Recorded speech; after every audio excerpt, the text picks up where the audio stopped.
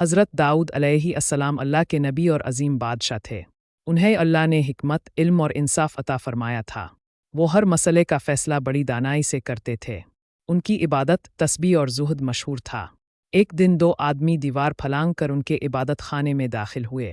حضرت داؤد علیہ السلام گھبرا گئے، مگر وہ بولے، ہم جھگڑا لے کر آئے ہیں، انصاف کرے۔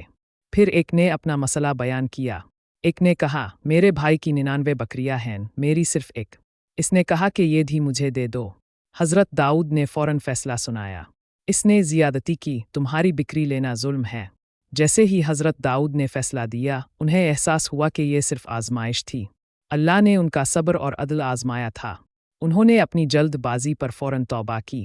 وہ سجدے میں گر گئے اور اللہ سے معافی مانگی۔ اللہ تعالیٰ نے ان کی توبہ قبول فرما لی۔ قرآن میں ان کے بارے میں آیا، ہم نے ان کی توبہ قبول کی، وہ ہمارے نیک بندوں میں سے ہیں۔ یہ واقعہ ہمیں سبق دیتا ہے، انصاف میں جلدی نہ کرے۔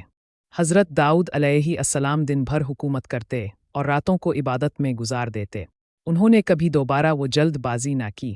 ان کی زندگی ندامت اور اللہ سے تعلق کی علامت بن گئی۔ وہ سب سے زیادہ تسبیح کرنے والے نبیوں میں سے تھے۔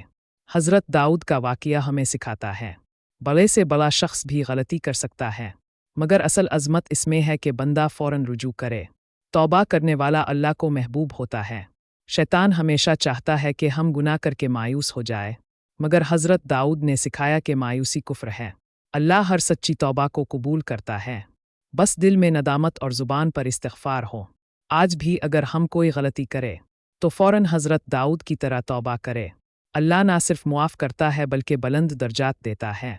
گناہ پر شرمندگی اللہ کی رحمت کو کھینچ لاتی ہے۔ حضرت داؤد علیہ السلام کی زندگی ہمارے لیے مشعل راہ ہے۔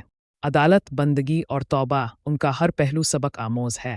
اللہ سے تعلق قائم رکھو اور اپنی غلطیوں پر معافی مانگتے رہو، کیونکہ اللہ ہر ندامت والے دل کو سن لیتا ہے۔